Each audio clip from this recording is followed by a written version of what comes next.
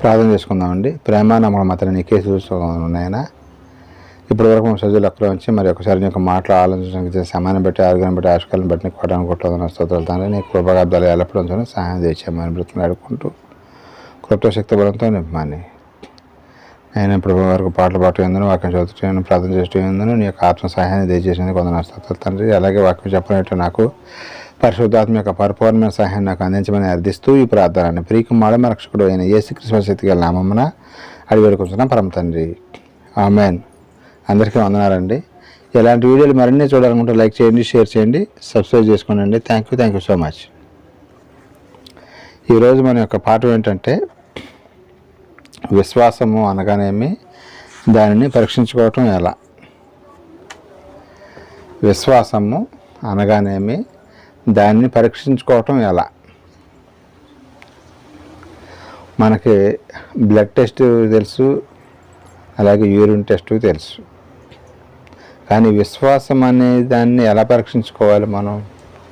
ఇప్పుడు blood test చేసుకోవాలనుకోండి, మనం ఎక్కడికి వెళ్తాం? హాస్పిటల్కి వెళ్ళి ఇంకో జ్వరం తగులుతున్నా, లేకపోతే జ్వరం వచ్చిపోతా అట్లాగే ఒక 4-5 రోజులు జరుగుతుంది అనుకోండి. అప్పుడు రక్త పరీక్ష చేస్తే దాంట్లో ఏ జ్వరం అనేది అసలు ఏంటి అనేది, ప్రాబ్లం ఏంటి అనేది అర్థమైపోద్ది అనమాట. కొంతమందికి డెంగ్యూ జ్వరాలు రావచ్చు, కొంతమంది మలేరియా రావచ్చు, కొంతమంది టైఫాయిడ్ రావచ్చు. రకరకాలుగా ఈ యొక్క రోగాన్ని కనుక్కోవటానికి ఏం చేస్తారంటే రక్త పరీక్ష చేపిస్తారు. ఎక్కువ శాతం ఏదైనా డౌట్ వచ్చిందనుకోండి డాక్టర్కి, డాక్టర్ గారు ఏం చేస్తారు, బ్లడ్ టెస్ట్ రాసి అక్కడికి వెళ్ళి టెస్ట్ చేయించుకోండి అని చెప్పేసి రాయటం జరుగుతుంది.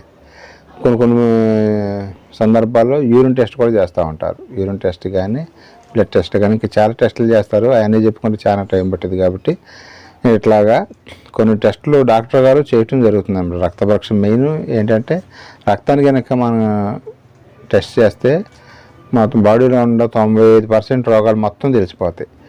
ప్లేట్లెట్స్ ఎన్ని ఉన్నాయి, బ్లడ్ శాతం ఎంత ఉంది అంటే మొత్తం దాంట్లో రిపోర్ట్లో వచ్చేస్తుంది అనమాట. బ్లడ్ ఎంత ఉంది ఏంటి అనేది, సరిపోతుందా లేదా అనేది ప్రతి ఒక్కరు కూడా టెస్ట్ చేసి తెలుసుకోవచ్చు మనం. అలాగే యూరిన్ టెస్ట్లో కూడా కొన్ని ప్రాబ్లమ్స్ కెమెరాలు అయినప్పుడు కూడా ఎక్కువ శాతం ఏం చేస్తారంటే యూరిన్ టెస్ట్ చేస్తారనమాట. కెమెరాలు పచ్చ కెమెరాలా లేకపోతే ఏ కెమెరాలు మామూలు కెమెరాలా అనేది తెలుసుకోవటానికి ఈ యొక్క టెస్టులు చేయటం జరుగుతుందన్నమాట. కానీ ఇక్కడ మనం ఈరోజు నేను తెలుసుకోబోతున్నాం అంటే విశ్వాసాన్ని టెస్ట్ చేసుకోవాలంట. మరి విశ్వాసం టెస్ట్ చేసుకోవాలంటే ఇప్పుడు రక్త పరీక్ష చేయడానికి మిషన్లు ఉన్నాయండి. రక్తం ఇస్తే ఆ మిషన్లో పెట్టి టెస్ట్ చేస్తారు. అలాగే యూరిన్ టెస్ట్ చేయడానికి కూడా ఆ యూరిన్ బట్టి టెస్ట్ చేస్తారు. మరి యొక్క విశ్వాసాన్ని ఎట్లా టెస్ట్ చేసుకోవాలి, దీనికి ఏమైనా మిషన్ ఏమైనా ఉందంటే ఏమైనా ఉందండి? విశ్వాసాన్ని పరీక్షించుకోవడానికి మిషన్ ఏమైనా ఉందా? ఉందండి మిషన్. బైబిల్ అనే మిషన్ ఉంది. బైబిల్ ఒక మిషన్ లాంటిది అనమాట. మన చేతిలో ఉన్నటువంటి ఇవన్నీ కూడా విశ్వాసాన్ని పరీక్షించుకునే టెస్ట్ మిషన్లే ఇవన్నీ కూడా. అంటే మామూలు మిషన్ కాదు నేను అనేది. అంటే ఇది కూడా ఇది స్కానింగ్ చేస్తే బైబిల్ దగ్గర తీసుకొచ్చి స్కానింగ్ చేసామనుకోండి మొత్తం వచ్చేస్తుంది అనమాట. రిపోర్ట్ మొత్తం మనకు ఊరికి అర్థమైపోద్ది.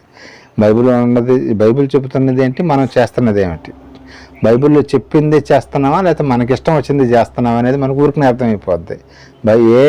ఏదైనా సరే మన యొక్క జీవితంలో మన విశ్వాసాన్ని కనుక బైబిల్ దగ్గరికి తీసుకొస్తే ఈజీగా అర్థమైపోద్ది. బైబిల్ ఏం చెబుతుంది, లేకపోతే మనం ఏం చేస్తున్నాం, బైబిల్ చెప్పినట్టే చేస్తున్నామా, మనం ఏమనుకుంటాం మనం చేసేది మనం కరెక్ట్ అనుకుంటాం.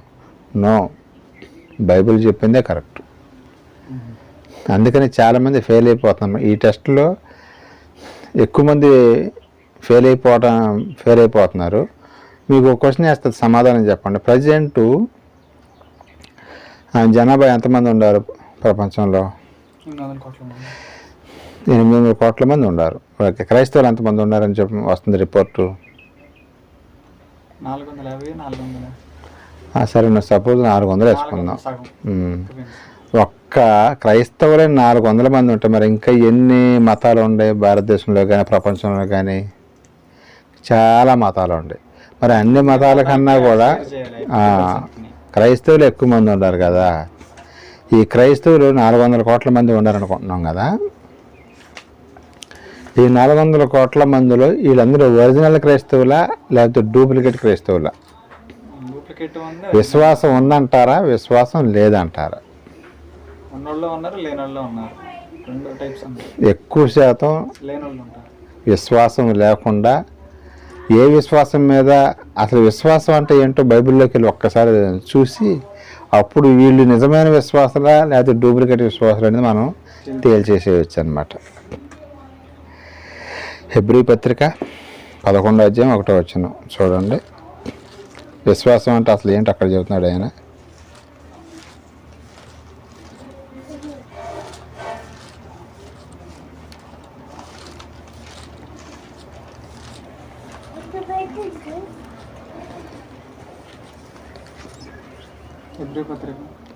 హెబ్రీ పత్రిక 11:1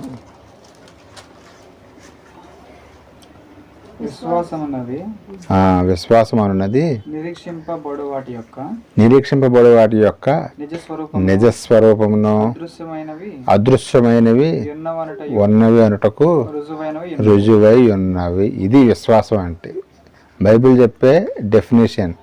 మనమేమనుకుంటాం, ఆ రోగం తగ్గితే నేను దేవుడిని నమ్ముకుంటా, లేకపోతే మా అమ్మాయికి మంచి మొగుడు దొరికితే దేవుడిని నమ్ముకుంటా, అప్పటి నుంచి అప్పుడే నేను బాప్తిసం తీసుకుంటా, లేకపోతే మా అబ్బాయికి మంచి ఉద్యోగం వస్తే నేను దేవుడిని నమ్ముకుంటా. మరి ఇవన్నీ విశ్వాసాలు అందామా? ఏమందాం? ఇక్కడ బైబిల్ ఏం చెబుతుంది? నీకు కంటికి కనిపించిన దాన్ని నమ్మటమే విశ్వాసం అయ్యా. ఇప్పుడు పరలోకం ఉందా లేదా? పరలోకం మరి నువ్వు ఇప్పుడు చూసావా? మరి చూడకుండానే మనం ఎట్లాగా పరలోక రాజ్యం వెళ్దామని ఎట్లా అనుకుంటున్నాం? మనం చూడని దాన్ని మనం ఎందుకు నమ్ముతున్నాం అంటే అదే విశ్వాసం అన్నమాట. ఇప్పుడు పిల్లలు అనేది అందరికీ ఇస్తున్నాడా దేవుడు? కొంతమందికి ఇస్తున్నాడా? భూమి మీద అన్ని మతాల వాళ్ళకి ఇస్తున్నారు, క్రైస్తవులకి కాదు, హిందువులకి, ముస్లిమ్స్కి, ప్రతి ఒక్కరికి పిల్లలు ఇస్తున్నారు. నేను పిల్లల్లో పడితేనే నేను నమ్ముకుంటా అంటే అది నిజమైన విశ్వాసం అందామా? ఇప్పుడు కొంచెం ఆలోచించాలి. ఈ పాఠం కొద్దిగా మనకి అర్థం అయినట్టే ఉంటుంది, కానీ అర్థం చేసుకుంటే ఎప్పటి నుంచి మళ్ళీ కరెక్ట్ ట్రాక్లోకి వచ్చేస్తాం అనమాట. చాలామంది అంటే నాకు రోగం తగ్గితే చాలు నేను బాప్తిసం తీసుకుంటానో లేకపోతే ప్రతి వారం చర్చికి వస్తానో అని అనుకుంటూ ఉంటారు. ఇది నిజమైన విశ్వాసము కాదు అని బైబిల్ చెబుతుంది. ఎందుకంటే ఇక కంటికి కనిపించిన దాన్ని నమ్మి దాని ప్రకారంగా జీవిస్తేనే అదే నిజమైన విశ్వాసం అని బైబిల్ చెప్పడం జరుగుతుంది అన్నమాట. కాబట్టి కంటికి కనిపించిన దాన్ని మనం నమ్మి దాన్ని విశ్వసిస్తేనే అదే నిజమైన విశ్వాసము.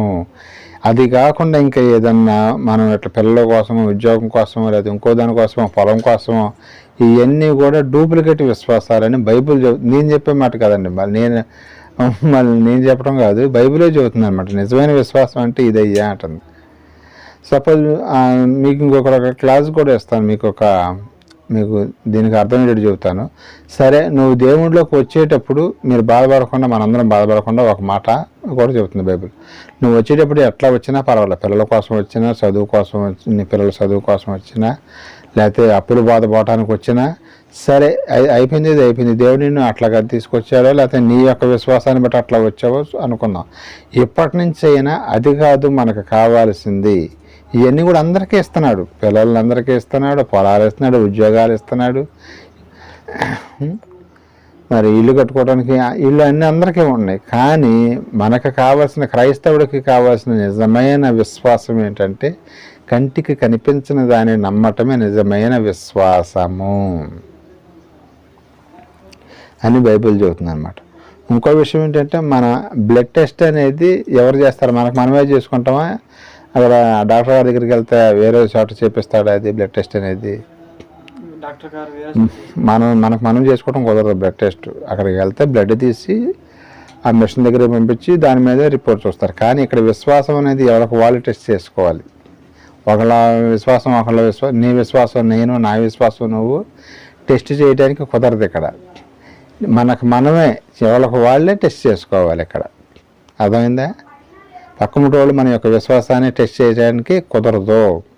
ఎవరికి వాళ్ళే ఈ బైబిల్ దగ్గరికి వచ్చి ఈ మిషన్ దగ్గర పెట్టుకొని విశ్వాసాన్ని పరీక్షించుకోవాలన్నమాట. యేసుక్రీస్తు వారు ఆయన మరి భూమి మీదకి వచ్చి మా ప్రసంగాలు చూస్తున్న టైంలో ఒక మాట చెప్పడం జరిగింది ఆయన. ఆ మాట కూడా మనం చూద్దాం.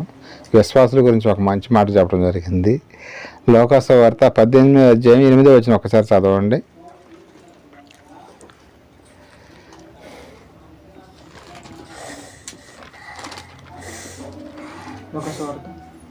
లోకాసువార్త 18:8. ఆయన వారికి త్వరగా న్యాయం తీర్చును, వారి విషయమే కదా ఆయన దీర్ఘశాంతము చూపుచున్నాడని మీతో చెప్పుచున్నాను. అయినను మనుష్య కుమారుడు వచ్చినప్పుడు ఆయన భూమి మీద విశ్వాసం కనుగొన. చూసారా, ఇప్పుడు మనం ఇందాకేమన్నాం, మనం 400 కోట్ల మంది విశ్వాసులు అని చెప్పుకున్నాం కదా. యేసుక్రీస్తు వారు ఏమన్నాడో తెలుసా? ఈ 400 కోట్ల మంది నిజమైన విశ్వాసాలు కాదు, వీళ్ళు డూప్లికేట్ విశ్వాసాలు. ఏదో కడుపు నొప్పి తగ్గిందనో, కాలు నొప్పి తగ్గిందనో, లేకపోతే పిల్లకి పెళ్ళి అయిందనో విశ్వాసం, ఈ యొక్క పునాది మీద వాళ్ళు విశ్వాసం వచ్చారు. 400 కోట్ల మందిలో కొద్ది ఎక్కువ శాతం మంది వీళ్ళందరూ విశ్వాసులు కాదయ్యా. నేను రెండోసారి పరలోక రాజ్యం నుంచి భూమి మీదకి వచ్చినప్పుడు అసలు మన విశ్వాసులలో నేను విశ్వాసం కనుగొంటానా అన్నాడు ఆయన. ఆయన ఎంత మరి భయంకరమైన మాట మాట్లాడుతుంటారో చూసారా? అంటే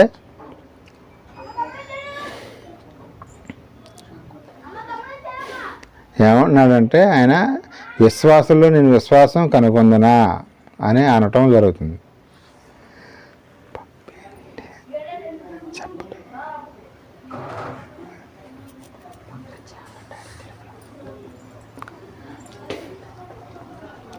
నేను విశ్వాసంలో విశ్వాసం కనుక్కుంటానా అంటే దానికి అర్థం ఏంటో తెలుసా? వీళ్ళు నిజమైన విశ్వాసులు కాదు అని యేసుక్రీస్తు వారు చెప్పడం జరుగుతుంది.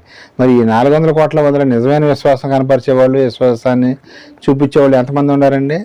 ఎంతమంది ఉంటారు? ఇంతమంది మనం కరెక్ట్గా చెప్పలేము, కానీ చాలా తక్కువ మంది అని చెప్పగలుగుతాం అనమాట. అది యేసుక్రీస్తు వారు నేను విశ్వాసులలో నేను విశ్వాసం కనుగొనగలుగుతానా అని చెప్పడం జరుగుతుందండి. ఇంకా మనం చూడగలిగితే విశ్వాసం గురించి కొరింథీయులకు రాసిన 2వ పత్రిక 13:5 ఒకసారి చూడండి. కొరింథీయులకు రాసిన 2వ పత్రిక 13:5.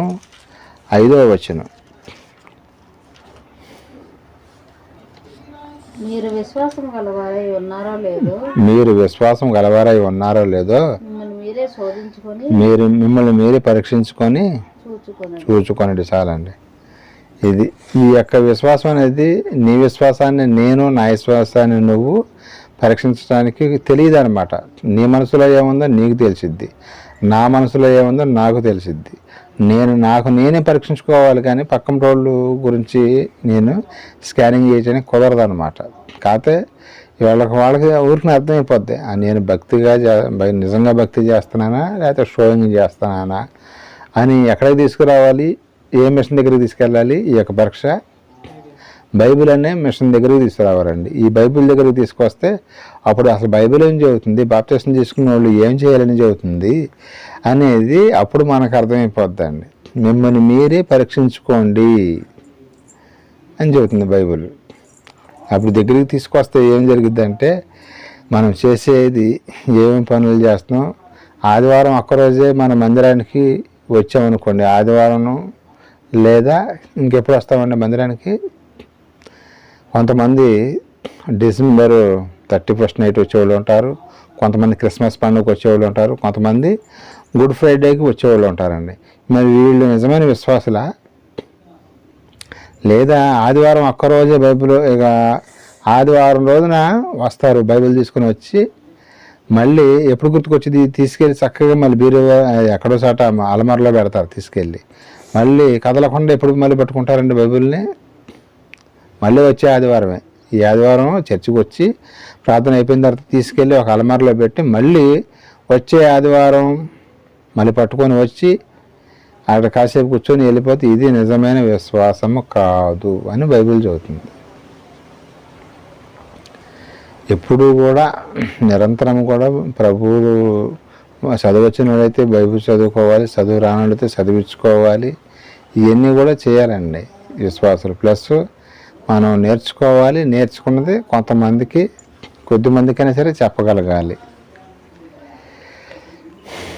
అది నిజమైన విశ్వాసం. ఇంకా మనం చూడగలిగితే లోకాసు వార్త 17వ అధ్యాయం 5వ వచనంలో ఒక మాట మంచి మాట ఉంది చూడండి.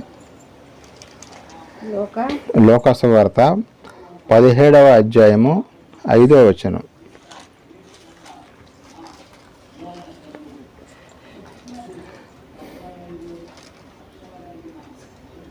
మా విశ్వాసం వృద్ధి పొందించుమని ప్రభువుతో చెప్పగా, ప్రభువు మీరు ఆవగింజంత విశ్వాసం గలవారైతే ఈ కంబళి చెట్టును చూసి నీవు వేళ్లతో కూడా పేలికింపబడి సముద్రంలో నాటబడమని చెప్పినప్పుడు అది మీకు లోబడను. ఈ మాట ఎవరితో అన్నారు చెప్పగలుగుతారా? బైబిల్ చదువుతున్నారుగా. అపోస్తలులు యేసుక్రీస్తుల వారు అపోస్తలులతో అన్నాడు, శిష్యులతోనే అన్నాడు అనమాట. ఎవరితో? ఇక్కడ ఏమన్నాడు? శిష్యులకే విశ్వాసం లేదని చెబుతున్నాడు ఆయన, ఎప్పుడు ఆయన బతుకున్న కాలంలో. తర్వాత మరి వాళ్ళకి విశ్వాసం ఉందా లేదా అంటే ఫుల్ విశ్వాసం ఉందన్నమాట. ఆయన 3.5 సంవత్సరాల పాటు ఆయనతో పాటు తిరుగుతున్నారు, కానీ ఆయన సరిగ్గా నమ్మలేక వాళ్ళకి విశ్వాసం దొరకట్లేదంట. మీకు ఆవగింజ ఎంత ఉంటుందండి? అంత ఉండదు. ఆవగింజ ఎంత ఉంటుంది? అంటే ఉప్మాలో చిన్నది నల్లగింజ ఉంటుంది చూడు, దాన్ని అంత విశ్వాసం కూడా లేదంట ఎవరికి? అపోస్తలులకి, యేసుక్రీస్తు వారి యొక్క శిష్యులకి. మరి వాళ్ళకే ఆవగింజ అంత విశ్వాసం లేదు. మరి ఇప్పుడు ఈ 800 కోట్ల మందిలో 400 కోట్ల మంది విశ్వాసం అని చెప్పుకుంటున్నాం కదా. ఈ 400 కోట్ల మందిలో ఈ విశ్వాసం ఎంత విశ్వాసం ఉందనుకోవచ్చు?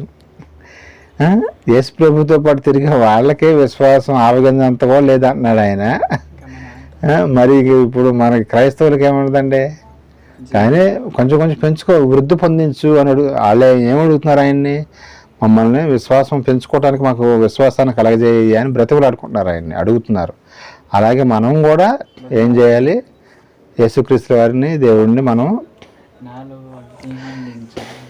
విశ్వాసాన్ని వృద్ధి పొందించేయని మనం కూడా అడిగే పరిస్థితుల్లోనే ఉన్నాం. అది పూర్తి విశ్వాసం అంటే ఇట్లా మొహం ఏలాడేసుకొని ఇట్లా మనం ఉండం. ఏదైనా సరే దేవుడు కరెక్ట్గా చేయగలుగుతాడు. ఆయన మీద మనం వేసామనుకోండి, భారం వేస్తే మనం బాధపడతాం. ఏ విషయానికి ఆయనే చూసుకుంటాడని మనకు ఒక విశ్వాసం ఉంటుంది. కానీ ఆయన మీద విశ్వాసం లేనప్పుడు ఏమైందంటే మనం భయపడతా ఉంటాం అన్నమాట. ప్రతిదానికి చిన్న సమస్యకు కూడా, పురుగు బాధకి కానీ ఇంకో దానికి ప్రతిదానికి దడుస్తాం. అందుకనే మన విశ్వాసం పూర్తిగా పెంచుకోవాలండి. కొంచెంగా పెంచుకోవాలి. కొద్దిగా విశ్వాసాన్ని పెంచుకుంటే అప్పుడు మనం గట్టిగా నిలబడగలుగుతాం. లేకపోతే ప్రతిదానికి కూడా ఏమవుతామంటే కుంగిపోతూ ఉంటాం అన్నమాట. దేవుడు కుంగిపోయే వాళ్ళని ఇష్టపడ్డండి. మీకు ఇంకో విషయం తెలుసో లేదో, ప్రతి చిన్న విషయానికి కూడా ప్రతిదాన్ని కూడా భూతత్వంలో పెట్టి చూస్తూ కుంగిపోయే వాళ్ళని ఆయన ఇష్టపడ్డాడు. అది ధైర్యంగా ఉండాలి. ఆయన మీద సమస్త జనులు నా ఎద్దకు వచ్చి మీ యొక్క భారం నా మీద ఏంటని చెబుతున్నాడు ఆయన. ఇంకా ఎవరన్నా చెబుతారండి అంత ఇదిగా? నేను చూసుకుంటాను, నీకేం కాదులే ఆయన భరోసా ఇచ్చాడు. ఎవరన్నా ఉండారా ఈ భూమి మీద మనకి? పూర్తిగా ఏదో కొంచెం మనకు మేలు చేసేవాళ్ళు కొంతమంది ఉన్నారు. అది రక్త సంబంధికులే చేయగలుగుతారు. బయటోడైతే మన పక్కనే ఉంటారు, మన గోతులు తీస్తారండి. మనం చూస్తూనే ఉన్నాక మన పక్కనే ఉంటారు, మనతో బాగానే మాట్లాడుతూనే ఉంటారు, మనకు గోతులు తీసేవాళ్ళు చాలామంది ఉంటారు.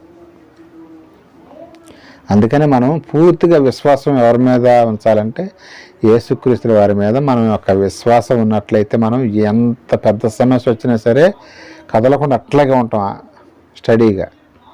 లేకపోతే కుంగిపోతాం అనమాట. కుంగిపోయి ఆరోగ్యాలు పాలు చేసుకొని హాస్పిటల్ పాలు అయ్యి డాక్టర్లను బాగు చేయటం రెండోది ఏమీ లేదు. ఇంకా మనం చూడగలిగితే తెస్సలోనికీయులకు రాసిన 2వ పత్రిక 3వ అధ్యాయం 2వ వచనం కూడా ఒకసారి చూడండి. తెస్సలోనికీయులకు రాసిన 2వ పత్రిక 3వ అధ్యాయం 2వ వచనం విశ్వాసం గురించి అక్కడ ఒక మాట చెబుతున్నాడు ఆయన.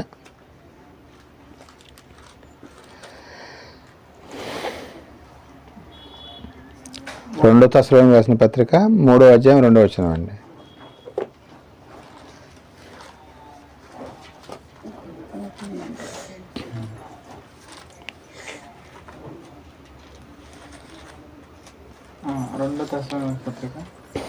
రెండు తెస్సలోనికీయులకు 3:2 3వ అధ్యాయం 2వ వచనం.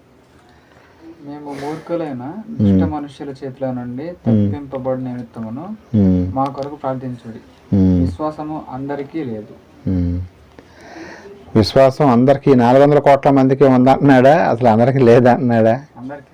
అందరిలో లేదు, ఏదో కొద్ది మంది ఉంటారేమో అని అనిపిస్తుంది. లేకపోతే ఆ కొద్ది మంది కూడా లేకపోతే ఏమైంది అంటే, ఇది ఎవరికి రాస్తున్నాడంటే తెస్సలోనికి రాసిన వాళ్ళకి రాస్తున్నాడు.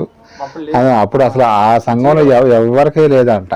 అందుకని పౌలు గారికి కోపం వచ్చి వాళ్ళ మీద, మీకు విశ్వాసం లేదే, మీరు ఏం పనులు చేస్తున్నారయ్యా మీరు అని మాట్లాడుతున్నారు అనమాట ఆయన. కానీ ఇప్పుడు కాస్త కొస్తే 400 కోట్ల మందిలో కొద్ది మంది అయినా విశ్వాసాలు ఉండాలని, పరిపూర్ణంగా లేకపోయినా ఎక్కువ శాతం మంది కొంతమంది ఉంటారు. లేకపోతే యేసుక్రీస్తు యొక్క శిలువకి అర్థము లేదు. ఆయన చేసిన త్యాగం అనేది అసలు దేనికి ఫలితం లేకుండా పోద్ది అనమాట. మనం ఈ విశ్వాసం గురించి మనం ఆలోచించినప్పుడల్లా ఒక ఆయన మనకు బైబిల్లో ఒక ఆయన గుర్తుకొస్తారు. ఆయన ఎవరో చెప్పగలుగుతారా?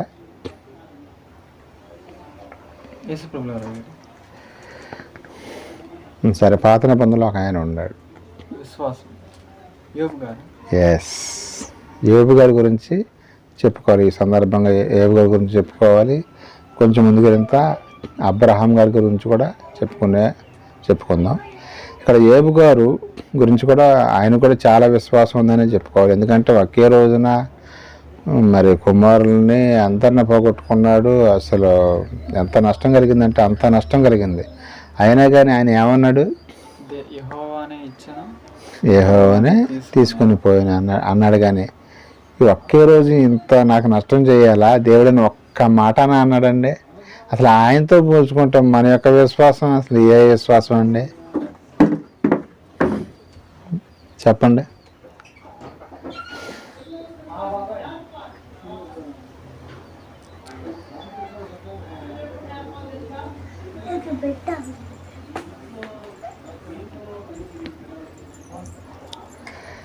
ఈ విశ్వాసం అనేది యోబు గారు కొండ విశ్వాసంతో పోల్చుకుంటే మన విశ్వాసం ఏమైనా కనిపిస్తుందండి మనకేమన్నా?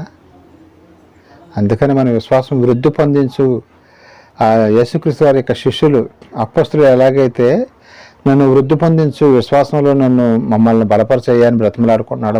మనం కూడా ఏం చేయాలంటే విశ్వాసం లేనప్పుడు ఆయన బ్రతిమలాడుకోవాలండి. దేవుణ్ణే మనం ఆయన మీదే మనం ఆధారపడాలి, ఆయన్నే మనం అడగాలి. కానీ ఇంకా ఎవరిని అడిగినా సరే మనకి ఎలాంటి ఉపయోగం ఉండదు. ఏదో తాత్కాలికంగా 2 మాటలు చెప్పేవాళ్ళే కానీ పూర్తిగా మనకి న్యాయం చేయగలిగేది దేవుడు ఒక్కడ మాత్రమే. అర్థమవుతుందిగా? మనకు అర్థమవుతూనే ఉంటుంది. కానీ ఏదో దిగులు, ఏదో చింత పెట్టుకుంటా ఉంటాం మనం. బైబిల్లోకి వెళ్ళి మనం చూడగలిగితే యోబు గారు ఏం మాట్లాడుతున్నారో ఒక్కసారి మనం చూడగలిగితే, యోబు గ్రంథము 1:9 ఒకసారి చూడండి. అక్కడ సందర్భం మనం ఆలోచిద్దాం. యోబు గ్రంథము 1:9.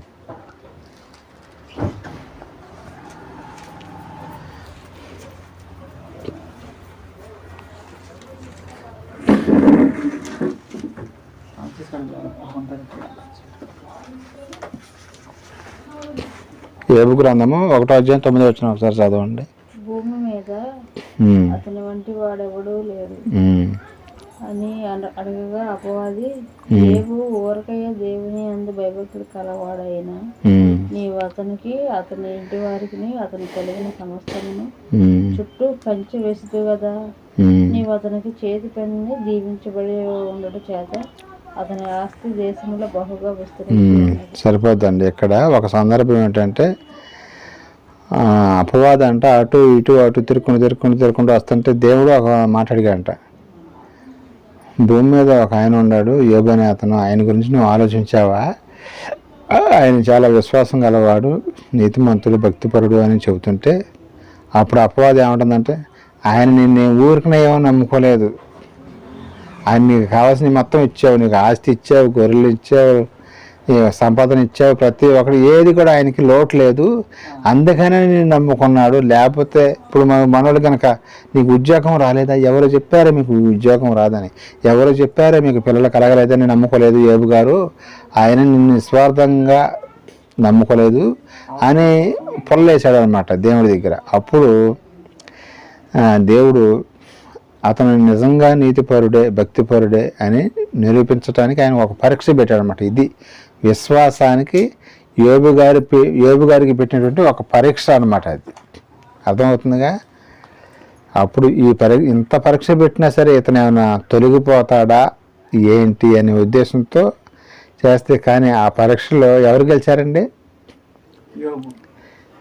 యోబు గారు గెలిస్తే ఆటోమేటిక్గా దేవుడు గెలిచినట్టు అనమాట.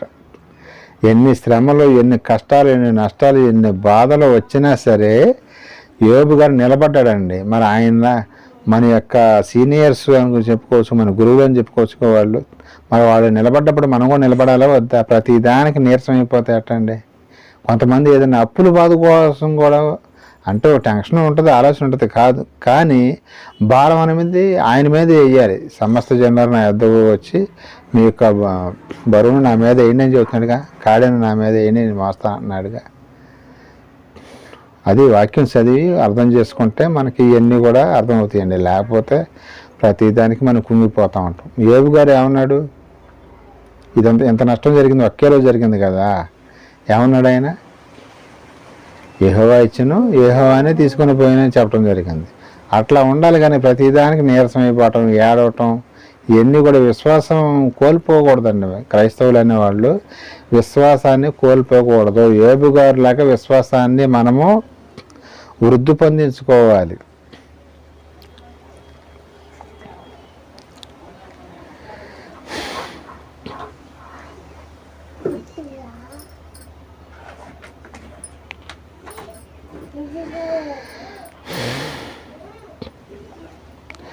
ఇంకో విషయం ఏంటంటే, చాలామంది మనం చూస్తూనే ఉంటాం, ఏ టీవీ ఛానల్ పెట్టినా ఎక్కడ ఏది చూసినా సరే ఏం చెబుతారండి?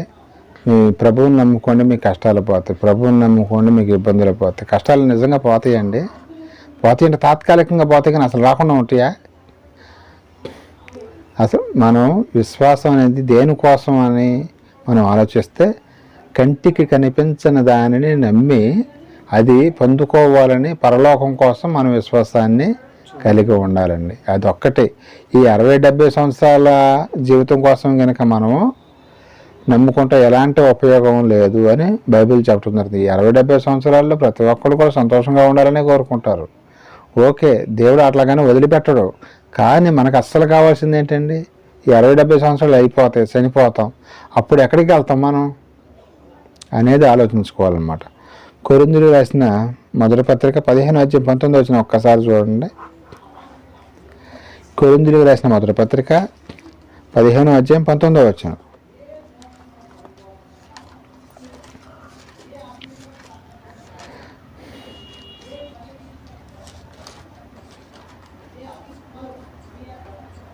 ఈ జీవిత కాలము మట్టుకే మనము క్రీస్తునందు నిరీక్షించిన వారమైన ఎడల మనుషులందరికంటే దౌర్భాగ్యులమని ఉందము. చాలండి. ఈ జీవిత కాలం వరకు మాత్రమే మనం ప్రభువుని నమ్ముకుంటే మనుషులందరికంటే మంచివాళ్ళం అని అందా? ఏమనుంది? దౌర్భాగ్యులు అంటే ఏంటండి? Waste fellows. ఇంగ్లీష్లో అర్థం గబకం అర్థం కావాలంటే అది వేస్ట్ ఫెలోర్ అయ్యాడు అంటారు. మనందరం వేస్ట్ ఫెలోలు అయిపోతామంట ఎవరైతే ఈ 60-70 సంవత్సరాల జీవితకాలం వరకు క్రీస్తుని నమ్ముకుని ఉంటాయి. బిన్ లాడెన్ కన్నా కూడా దౌర్భాగ్యులు. ఎస్, ఆయన కన్నా మనమే దౌర్భాగ్యులు. బిన్ లాడెన్ కన్నా, కసబ్ కన్నా, ఇంకా క్రూరులు ఎవరు ఉన్నారు? వీరప్పన్ కన్నా, హిట్లర్ కన్నా, వీళ్ళందరికన్నా కూడా ఎవరైతే ఈ 60-70 సంవత్సరాల జీవితం కొరకే నమ్ముకుంటారో వాళ్ళంటే వీళ్ళందరికన్నా తీసేసిన వాళ్ళు అంట. దౌర్భాగ్యులు అంటే వేస్ట్ ఫెలోస్ రా మీరు అన్నాడు దేవుడు. మీకు నిత్య జీవం ఇస్తానంటే దాన్ని పట్టుకోకుండా ఇక్కడ ఈ చిన్న జీవితం కోసం ఎందుకురా మీరు అయ్యా మీరు అని చెబుతున్నాడు దేవుడు పౌలు గారి ద్వారాగా. ఈ 60-70 సంవత్సరాల్లో ప్రతి ఒక్క మనిషికి ఏం కావాలండి? ఆహారం కావాలి, ఆరోగ్యం కావాలి. ఇల్లు అంటే ఇల్లు కూడా అసలు ఇంపార్టెంట్ ఇవ్వలేదండి దేవుడు. ఎందుకంటే ఇల్లు కట్టుకుంటే ఒకే సాట ఉంటారు, వీళ్ళు ఎటు వెళ్ళి దేవుని పని చేయరు, అక్కడే కూర్చొని ఉంటారు. ఇల్లు కూడా ఇంపార్టెంట్ ఇవ్వాలి. ఇల్లు లేకపోయినా పర్వాలేదు, ఉండా పర్వాలేదు, నో ప్రాబ్లం. కానీ అన్న వస్త్రములు గలవారమై ఉంటే చాలు అంటున్నాడు ఆయన. అన్నము వస్త్రం మనిషికి ఏం కావాలి?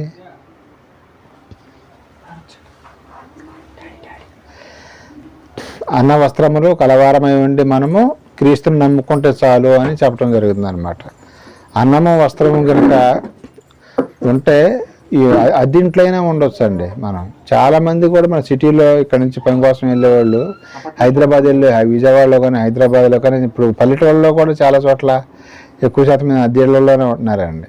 సొంత ఇల్లు అనేది చాలా మందికి లేదనే చెప్పుకోవాలి. అపార్ట్మెంట్లో ఉంటున్నారు. అద్దెకి 2,000 కాడి నుంచి 3,000, 4,000, 5,000, 10,000, 40,000, 50,000 అద్దెలు రెంట్లు కూడా ఉండే ఇళ్ళల్లో ఉన్నారు. మరి అలా ఇబ్బంది పడుతున్నారంటే రెంట్ కట్టుకోవటం ఇబ్బంది, కానీ మామూలుగా ఉండటానికి వసతి బాగానే ఉంటుందిగా. అందుకని దేవుడు బాగానే ఆలోచించి ఏమన్నా అన్నము వస్త్రం ఉంటే చాలు మీకు అన్నాడు ఆయన. ఒకవేళ ఇల్లు ఉందనుకో, నో ప్రాబ్లం, నువ్వు లేదని బాధపడద్దు అన్నాడు. కానీ బలపరచడానికి నువ్వు కష్టపడి ఇల్లు కట్టుకుంటూ వద్దన్నాడు ఆయన. భూమి నాదే అన్నాడు ఆయన. ఆయన నరులకు నివాసయోగ్యంగా ఏమిచ్చాడట? మనకి భూమిని ఇచ్చాడు మనుషులు జీవించడానికి. అలాగే ఇక్కడ కూడా ఏదో రోగాల కోసమో, లేకపోతే ఉద్యోగాల కోసమో, లేకపోతే ఇంకోటి కోసమో కాదు. మీ విశ్వాసం ఇదే.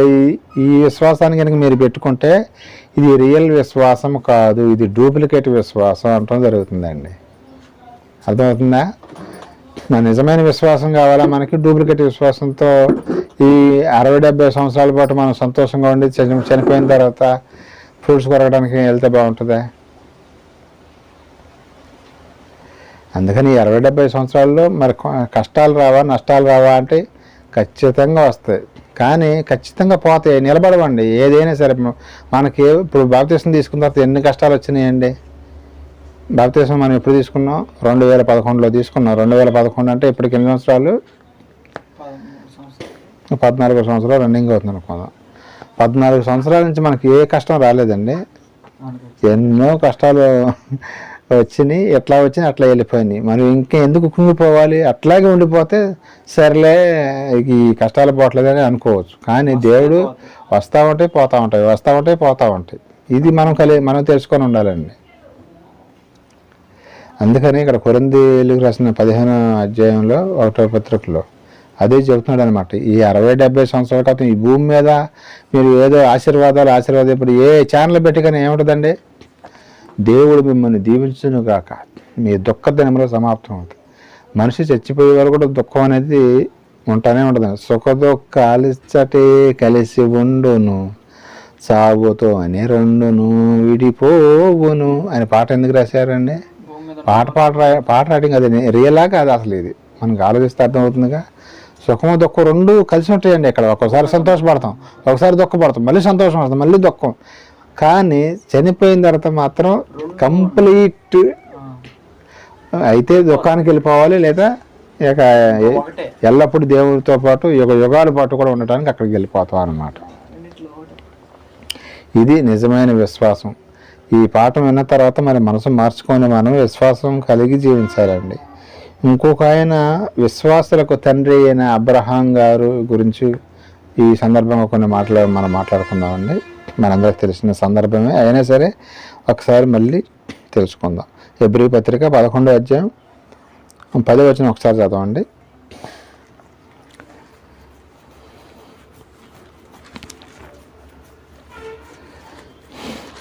హెబ్రీ పత్రిక 11వ అధ్యాయం 10వ వచనం అండి.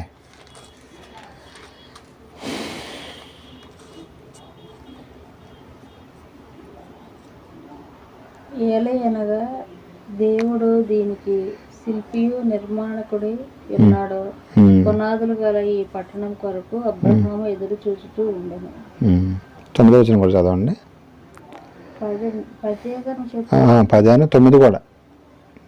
విశ్వాసమును బట్టి అతను అతనితో ఆ వాగ్దానమునకు సమాన వారసులైన ఇస్సాకు, యాకోబు అనువాను గుడారంలో నివసించుతూ అన్యుల దేశములో ఉన్నట్లుగా వాగ్దత్త దేశములో పరవాసులైరి.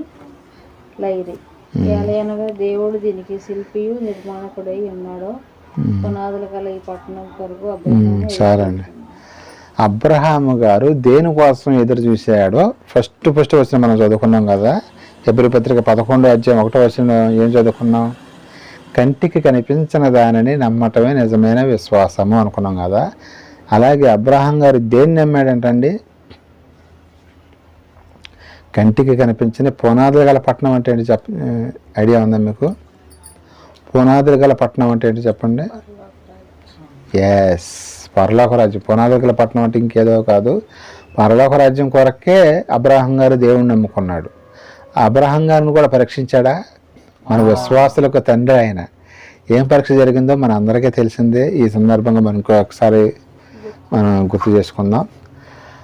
ఇస్సాక్ గారిని బలి ఇవ్వటానికి కూడా ఆయన వెనుకాడలేదండి. వాళ్ళ అమ్మ కూడా చెప్పకుండా ఇస్సాక్ గారిని 8 సంవత్సరాల పిల్లోడిని తీసుకొని అబ్రహాం గారు బలిగా అర్పించడానికి దేవుడు ఏం చెప్పాడు అబ్రహాం గారితో? నీ యొక్క కుమారుని తీసుకొచ్చి నాకు బలివు అబ్రహాం అనగానే సరే అన్నాడా? లేకపోతే లేక 100 సంవత్సరాల వయసప్పుడు నాకు పిల్లోడిని ఇచ్చావు, ముసలోడిని, ఇప్పుడు తీసుకొచ్చి మళ్ళీ బలి ఇవ్వను, నువ్వు బలి కిలాడివి అన్నాడా దేవుడిని? ఏమన్నాడు ఆయన? నువ్వు అసలు ఎదురు డైలాగ్ చెప్పలేదు ఆయన. ఒక క్వశ్చన్ కూడా దేవుడిని వేయలేదు. మనసులో బాధ ఉంది అయినా కానీ ఏడ్చుకుంటూ మనసులో బాధపడకుండానే తీసుకెళ్ళాడు. ఇస్సాక్ గారిని తీసుకెళ్ళటం జరిగింది. 8 సంవత్సరాల పిల్లలు అంటే కొంచెం ఊహ తెలిసిద్దా లేదా? తెలిసిద్దిగా. దహన బలులు ఇవన్నీ కూడా కొంచెం ఐడియా ఉంటుందన్నమాట. అప్పుడు అతను తీసుకుని వెళ్ళి ఆ పని వాళ్ళని కూడా కొంతమందిని ఎంట పెట్టుకొని వెళ్ళారు. వెళ్ళిన తర్వాత పని వాళ్ళని కొంచెం ఆ పర్వతం కిందే ఆఫ్ చేశాడు. ఇక ఈయన పైకి వెళ్ళి దహన బలికి ఏం చేస్తారు, ఏం సిద్ధపరుస్తారు ఐడియా ఉందా మీకు? పొలాలు అవన్నీ కూడా కట్లు పోగు చేసి ఏం చేస్తారంటే, అసలు యాక్చువల్గా అయితే అక్కడ గొర్రెపోతుని కానీ మేకను కానీ బలిస్తారు. కానీ వాటి స్థానంలో దేవుడు ఎవరిని బలి అని చెప్పాడు? ఇప్పుడు అక్కడికి వెళ్ళిన తర్వాత మామూలుగా అయితే ఏం చేస్తారంటే గొర్రెను తీసుకెళ్ళి తలకాయ నరికేసేసి అక్కడ దహన బలిగా పెద్ద మంట వేసి పొలాలు పోగు చేసి దాని మీద కాల్చి వచ్చేసి దహన బలి అర్పించి వచ్చేస్తారన్నమాట. కానీ అదే బలిని ఎవరిని ఇవ్వన్నారంటే దేవుడు గారు ఆయన ఇస్సాక్ని ఆయన్ని బలి అంటే తీసుకెళ్ళి మధ్య మార్గంలో అక్కడికి వెళ్ళిన తర్వాత డాడీ పొలాలు ఉన్నాయి అన్నీ ఉన్నాయి కానీ బలి ఇవ్వటానికి గొర్రెపోతేది అని అడిగిండు, గొర్రె ఏది అని అడిగాడు. ఆ మాట అడిగినప్పుడు ముసలోడు ఎంత బాధపడి ఉంటాడు ఆయన? విశ్వాసులకు తండ్రి అబ్రహాం గారు. ముసలి వయసు కదా, 100 సంవత్సరాల వయసు అంటే ఎట్లా ఉంటుందండి? ప్రతి ఒక్క చిన్న విషయానికి కూడా ఊరికి ఏడుపు వచ్చేస్తుంది అన్నమాట. మరి లేక పుట్టిన కొడుకు ఆయన ఈ 100 సంవత్సరాల వయసులో పిల్లోడు పడితే ఎంత అపురూపంగా చూసుకుంటారండి. అలాగనే ఏమైనా డబ్బు లేని వాళ్ళు పేదవాళ్ళ ఎట్టబడతాడు పెంచడానికి? అసలు పేదవాళ్ళైనా సరే ఎంతో అపురూపంగా పెంచుకుంటారండి తల్లిదండ్రులు. పేదవారైనా సరే ఎంతో అపురూపంగా పెంచుకుంటారు. మరి అబ్రహాం గారు మరి ఇస్సాక్ని అసలు ఎట్లాగంటే మెళ్ళ మీద ఎక్కించుకొని తిప్పుంటాడు. లేక పుట్టాడు నాకు, తాతయ్య అయ్యే వయసులో నాకు పిల్లలు పుట్టారని ఎంత సంతోషంగా ఉంటుంది. మరి సారా గారికి కానీ అబ్రహాం గారికి కానీ ఎంత సంతోషంగా ఉంటుందంటే అంత సంతోషంగా ఉంటుంది. అలాంటిది తీసుకొచ్చి నాకు బలి ఇవ్వు అని అంటే ఆయన మరి మారు మాట చెప్పకుండా మరి ఇచ్చింది ఆయనేగా ఇస్సాక్ గారిని. ఇస్సాకు వలన అయిన సంతానమైన నీ సంతానమనబడును అనే మాట వాగ్దానం ఇచ్చింది ఆయనే. మరి వాగ్దానం ఇచ్చి మళ్ళీ వాగ్దానం తప్పుతున్నాడు ఏంటి దేవుడు అని అనుకున్నాడా అబ్రహాం గారు? ఆయన ఏమనుకున్నది? మృతులను సైతము లేపుటకు దేవుడు శక్తి గలవాడని ఆ ఒక్క మాట మైండ్లో గుచ్చుకుందండి ఆయనకి. మృతులను సైతము లేపగల శక్తి దేవుడికి ఉందండి. ఎవరికైనా ఉందండి? భూమి మీద చచ్చిపోయిన బతికించే శక్తి ఎవరికైనా ఉందా? ఒక దేవుడికి మాత్రమే ఉందని అబ్రహాం గారు బాగా నమ్మాడు. అందుకనే ఆయన విశ్వాసాలకు తండ్రి అని పిలువబడుతున్నాడు. ఇప్పటికి కూడా ఈ 400 కోట్ల మంది క్రైస్తవులు అని చెప్పుకుంటున్నాం కదా, ఈ 400 కోట్ల మందికి కూడా విశ్వాసాలకు తండ్రి ఎవరైనా అబ్రహాం గారు అన్నమాట. ఈ యొక్క సందర్భాన్ని బట్టి అక్కడికి తీసుకెళ్ళాడు, అన్ని పొలాలన్నీ పోగు చేశారు. ఇక ఇస్సాకుని పనుకోబెట్టాడు దాని మీద. పనుకోబెట్టి ఇక తలకాయ నరుకుదామని కత్తి పైకి లేపాడు. కత్తి పైకి లేపి నరకబోయే టయానికి దేవదూత వచ్చి అబ్రహామా ఆగు అని చెప్పేసి అనగానే ఇక ఎంతో సంతోషంతో ఆయన ఆల్రెడీ సిద్ధపడిపోయాడు. ఇక పేక నాకు ఇంకొక కొద్ది నిమిషాలైతే పేక తెగి ఆడబడిపోయేది అనమాట ఇస్సాక్ గారిది. అన్నీ చూస్తూనే ఉన్నాడు దేవుడు, ప్రతి ఒక్కటి కూడా చూస్తా అసలు ఇతను ఈ పరీక్షలో నెగ్గుతాడా లేదా, ఏం చేస్తాడు, నన్ను విసర్జిస్తాడా, ఏం చేస్తాడని ఒక పరీక్ష పెట్టాడు అబ్రహాం గారికి. ఆ పరీక్షలో ఆయన సక్సెస్ అయ్యాడండి. యోబు గారు ఎలాగైతే సక్సెస్ అయ్యాడో అలాగే అబ్రహాం గారు కూడా మరి కన్న కుమారుణ్ణి లేక పుట్టినటువంటి ఒక గాజు బొమ్మలాగా ఒక మరి ఎంతో అపూర్వకంగా పెంచుకున్న ఆ కుమారుని కూడా బలి ఇవ్వటానికి ఆయన ఎందుకు సిద్ధపడంటే ఇప్పుడు ఎవరన్నా కనుక వచ్చి దేవుడు నేను పిల్లలను నాకు బలిగా అర్పించు, మీ చర్చికి తీసుకెళ్ళి తలకాయ నరికి కొద్దిగా ఆ తలకాయ నరికి ఆ టేబుల్ మీద పెట్టినట్టు ఎవరైనా పెడతారండి? అంత విశ్వాసం ఎవరికన్నా ఉందా? అందుకనే ఆయన విశ్వాసులకు తండ్రి. అంత విశ్వాసం ప్రజెంట్ ఉండే వాళ్ళకి అమ్మో నా కొడుకునే, అమ్మో నా కూతురునే మన కళ్ళ ముందు ఇటు తిరుగుతుంటేనే మనం బాధపడతా శోకిస్తున్నాము. మరి ఆయన అసలు నీ చేతితో నువ్వే నరుకు అంటే ఇంకెంత బాధగా ఉంటుందండి. ఒక్కసారి ఆలోచించండి. మన కళ్ళ ముందు తిరుగుతున్నా కానీ మన పిల్లలు ఒక్కోసారి మనకు బాధగా ఉంటుంది కొన్ని సందర్భాల్లో. అలాంటిది మరి అబ్రహాం గారిని నీ చేతులతో నువ్వే పేక నరికి బలిగా అర్పించడం ఇంకెంత బాధపడి ఉంటాడు ఆయన. ఆయన బాధతో పోలిస్తే మన బాధ ఎంత అండి? ఒక్కసారి ఆలోచించండి.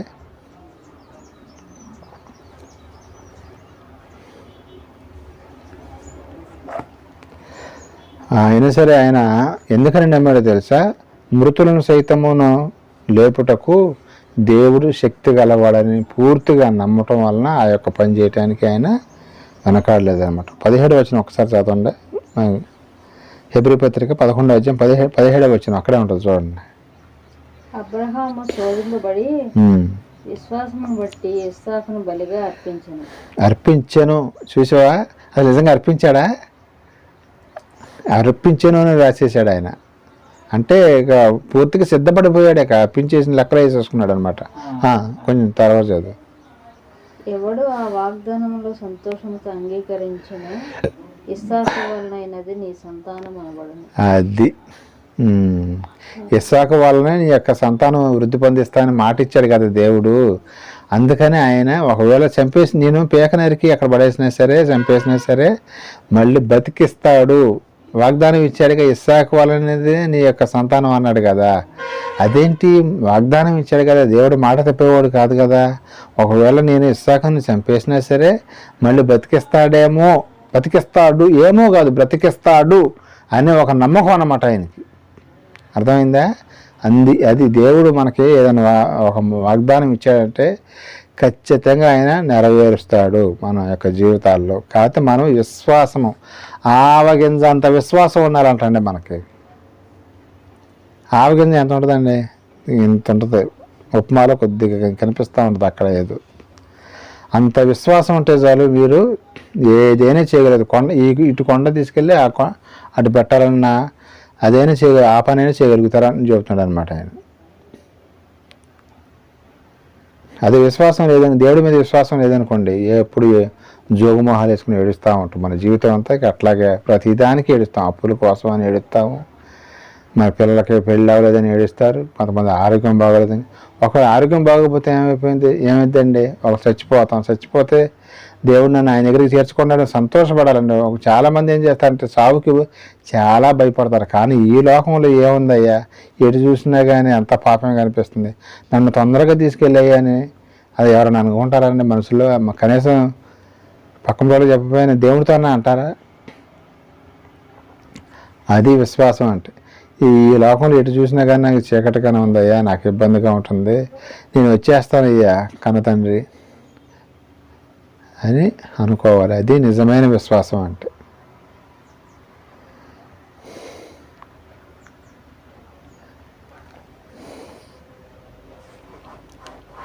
మరి యేసుక్రీస్తు వారు కూడా మరి 33 సంవత్సరాలకి ఎందుకు ఆయన శరీరం వేస్తుంది? దేవుడు ఆయుష్కాలం ఇవ్వలేడు ఆయనకి. ఈ ఈ లోకం లేక నేను ఉండలేను ప్రభువా తండ్రి, నన్ను తీసేసుకో అనే లేఖనాల ప్రకారంగా కానీ ఆయన మనసులో మాట కానీ తీసుకోవటం వల్ల 33 సంవత్సరాలు అంటే మంచి వయసులో మంచి యవ్వనం అన్నమాట. యవ్వనంలోనే ఆయన తన యొక్క రక్తాన్ని చిందించి తండ్రి అయిన దేవుని దగ్గరికి వెళ్ళిపోవటం జరిగిందనమాట. చాలామంది ప్రార్థన చేసేటప్పుడు ఏం చేస్తారంటే ఆకాశపు వాకిళ్ళు విప్పయ్యా, వాకిళ్ళు విప్పాను అంటారు. ఈ వాకిళ్ళు చాలామంది వాకిళ్ళు లేనట్టుగా వాకిళ్ళు విప్పాలంట. నిజంగా ఆకాశపు వాకిళ్ళు విప్పితే కనుక దేవుడు అక్కడి నుంచి ఒక 4 టన్నుల బరువు కనుక నెత్తి మీద పడేస్తే ఏమవుతారండి?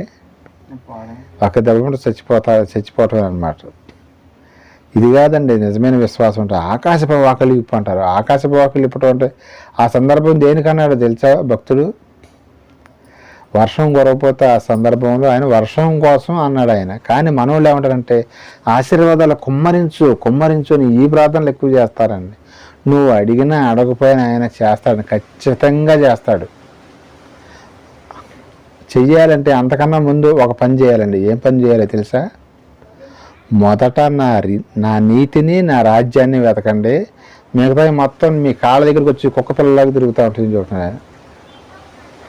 ఆయన నీతిని ఆయన యొక్క రాజ్యాన్ని మనం వెతికినట్టయితే ప్రతి ఒక్కటే, నీకు ఇల్లు కావాలా ఇల్లు వచ్చింది, కారు కావాలా కారు వచ్చింది, ఉద్యోగం కావాలని పిల్లలకి ఉద్యోగాలు వస్తాయి. ఇది ఆయన చెప్పేది. కానీ మన వాళ్ళు ఏం చేస్తారంటే వీటిని వెతుక్కుంటా టైం వేస్ట్ చేసుకొని ఆఖరికి ఆయన లాస్ట్లో ఆయన ఎతకడానికి ప్రయత్నం చేస్తారు, కానీ అప్పుడు ఉపయోగం ఏముండదండి. అందుకని మొదట నా నీతిని నా రాజ్యాన్ని వెతకండి, ఇవన్నీ కూడా సమస్తమని మీకు ఇస్తాను అని చెబుతున్నాడు ఆయన.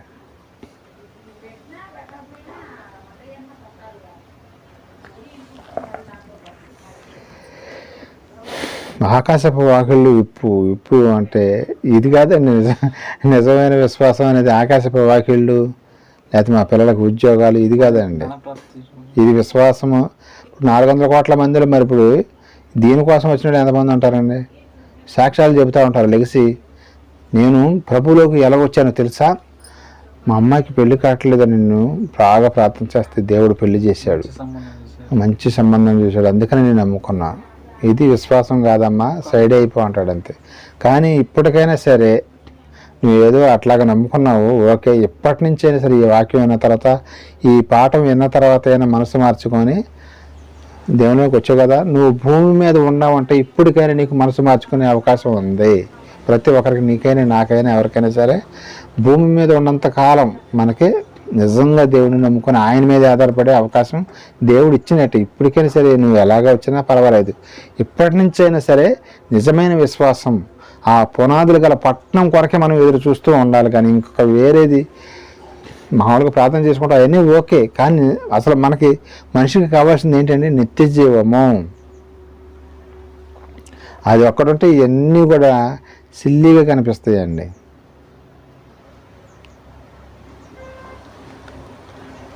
మొదట ఆయన నీతిని ఆయన యొక్క రాజ్యానికి వెతికినట్టయితే నీకు ఇవన్నీ కూడా సమకూరుస్తాడు ఆయన. కొంచెం నిదానంగా అయినా సరే, లేట్ అయినా సరే వదిలిపెట్టడండి ఆయన. అంతకుముందు మనం విన్నాం కదా, నేను నా అరచేతిలో చెక్కుకొని ఉన్నాను అన్నాడు. అరచేయిని మనం ఎప్పుడన్నా చూసుకోకుండా ఉంటామండి? ప్రతిరోజు మనం ప్రతిరోజు ప్రతి పని చేయాలని చేతులతోనే చేస్తాం. మరి అరచేతులు చెక్కున్నానంటే మరి దేవుడు గుర్తుకొచ్చినప్పుడల్లా చూస్తూనే ఉంటాడు మనల్ని. మరి వదిలిపెడతాడు ఆయన? ఈ లోకంలో ఉన్న మనమే మన పిల్లల కోసం ఎంతో చేయాలి మనం అనుకుంటున్నప్పుడు మరి ఆయన ఆల్రెడీ అసలు మనకి ఇప్పుడు దేవుడు మనకు చేయాల్సిన అవసరం ఏమీ లేదండి. సమస్తము చేసేసాడు. మనకు కావాల్సినవి అన్నీ కూడా ఈ భూమిని, ఆకాశాన్ని, నీళ్లను, ఈ గాలిని ఇవన్నీ ఇచ్చేసాడు ఆయన. సమస్తం ఇచ్చిన తర్వాత అప్పుడు భూమి మీదకి మనుషుని నరుణ్ణి తీసుకొచ్చాడు ఆయన.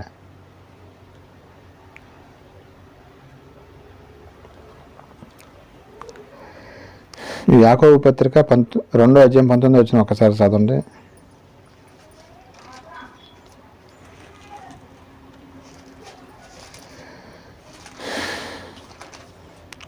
యాకోబు పత్రిక 2వ అధ్యాయం 19 వచ్చిన.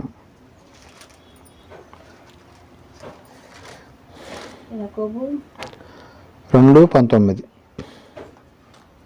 దేవుడు ఒక్కడే అని నీవు నమ్ముచున్నావు, అలాగే నమ్ముట మంచిది.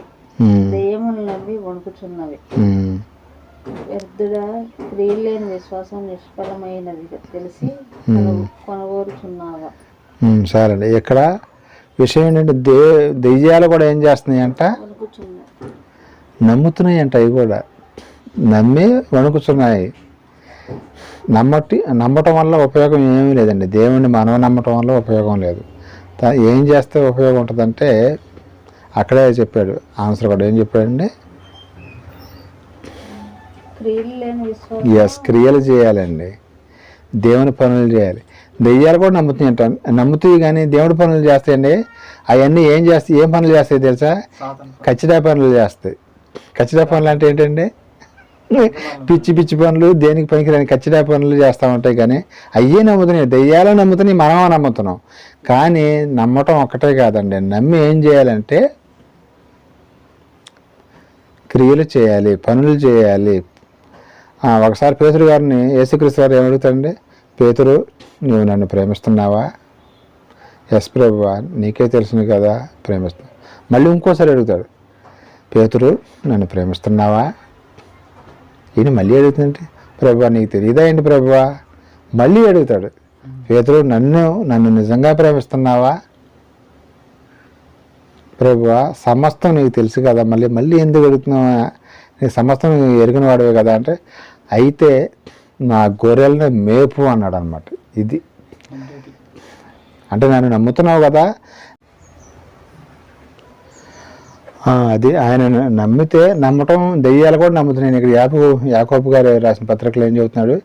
దెయ్యాలు కూడా నమ్ముతున్నాయి ఏం చెబుతున్నారు. కానీ నమ్మి ఏమైనా దేవుని పని చేస్తాయండి. అవి ఎవరు నాగం చేద్దామా, ఎక్కడ దొరుకుతాడా, ప్రతి ఒక్కరిని నాశనం చేసుకుంటూ తిరుగుద్ది దెయ్యం. కానీ దేవుని పిల్లలమైన మనం ఏం చేయాలంటే, ఎక్కడ ఆత్మ దొరికిద్దా, ఎవరో ప్రార్థనలోకి వస్తారని వాళ్ళకి దేవుని యొక్క మాటలు చెప్పి వాళ్ళని ప్రభువులోకి తీసుకురావాలన్నమాట. అది మన పని.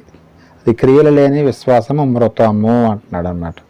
క్రియలు లేకపోతే దేవుని నమ్ముకున్నంత మాత్రం ఉపయోగం ఏమీ లేదండి. దేవుని యొక్క పనులు చేస్తేనే మనం పరలోక రాజ్యానికి వెళ్ళే అవకాశం అనేది ఉంటుంది. లేకపోతే దెయ్యాలు ఏమైపోతాయండి? 2 రకాల అపవాది వాడి దూతలకు సిద్ధపరిచినటువంటి అగ్నిగుండంలోకి మనం కూడా వెళ్ళాల్సి వచ్చింది అనమాట. అసలు అగ్నిగుండాన్ని ఎవరికి సెట్ చేశాడు తెలుసా? ఆయన అపవాదికి సెట్ చేశాడు, వాడి దూతలకి సెట్ చేశాడు. కానీ ఇక్కడ మన బ్యాడ్ లెక్ ఏంటంటే, మన క్రైస్తవ సహోదరులు కూడా చాలామంది ఆ అగ్నిగుండంలోకి వెళ్ళవలసి వస్తుంది. ఎందుకంటే క్రియలు లేవన్నమాట, విశ్వాసం లేదు, దేవుని అంటే ప్రేమ లేదు. నువ్వు ప్రేమ ఉందని నోటితో చెబుతారులే కానీ క్రియల్లో చూపించరు అన్నమాట. క్రియలు అందుకని ఇక్కడ చెబుతున్నాడు యాకోబు పత్రికలో, క్రియలు చూపించాలి. క్రియలు లేకపోతే మాత్రం ఆ యొక్క విశ్వాసం వేస్ట్ అని చెప్పడం జరుగుతుంది. చివరగా ఈ యొక్క వచనం చదువుకొని ఇంకా ముగించేసుకుందామండి. హెబ్రీ పత్రిక 11వ అధ్యాయం 6వ వచనం ఒక్కసారి చదవండి, ఇక ముగించేస్తాను నేను.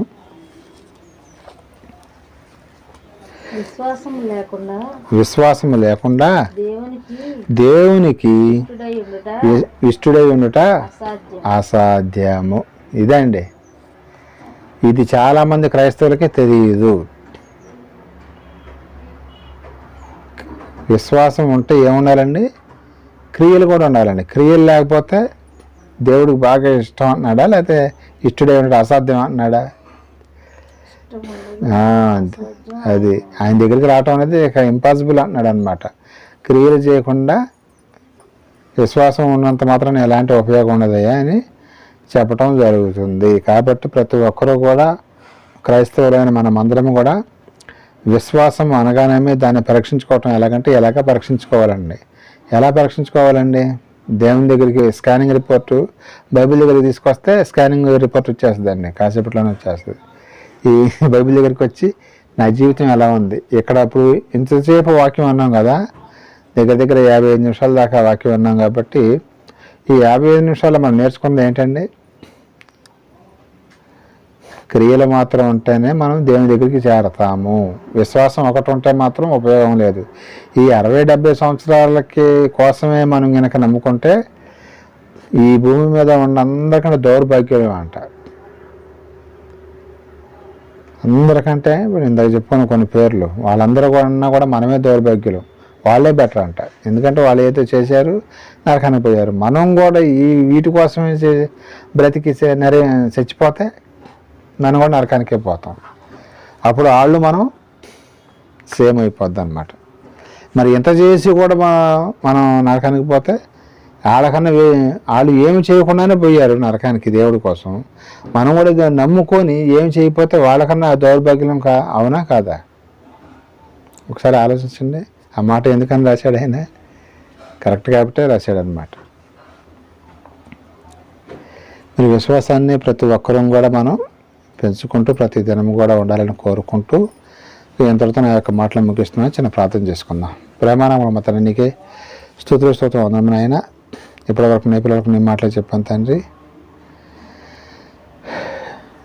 ఈరోజు మరి ఆరాధన క్రమం అంతట్లో తోడుగా నడిపించినందుకు కొంత నా స్తోత్రం. అలా ప్రక్కనే జరుగుతున్న ఆరాధనలో కూడా నైనా మాకు వారందరికీ కూడా తోడుగా నడిపించడం సహాయం తెచ్చామని, అలాగే మేమందరం కూడా విశ్వాసం కలిగి విశ్వాసాన్ని దాన్ని పరీక్షించుకోవటం ఎలా అనే విషయాన్ని మరి యోబు గారిలాగా, అబ్రహం గారిలాగా మరి మేము కూడా విశ్వాసం కలిగి జీవించి కడకుని ఉండే మహాలోకాన్ని చేరడానికి వీలు వాని వెసులుబాటును కలగజేయమని, సదాకాలం మాకు తోడుకు నడిపించమని ప్రార్థనని పిరికిమాడ మనుషుడైన యేసుక్రీస్తు నామమున అడిగించిన పరమ తండ్రి, ఆమేన్. తండ్రి యొక్క దయ, కుమారునికి ప్రేమ, పరిశుద్ధాత్మక సన్నిధి సహవాసం మనకి లోకంలో ఉన్న సకల పరిశుద్ధులకు అని ప్రేమించే బిడ్డలకు సదాకాలం తోడుకు నడిపించను గాక. ఆమేన్. అందరికీ వందనాలండి.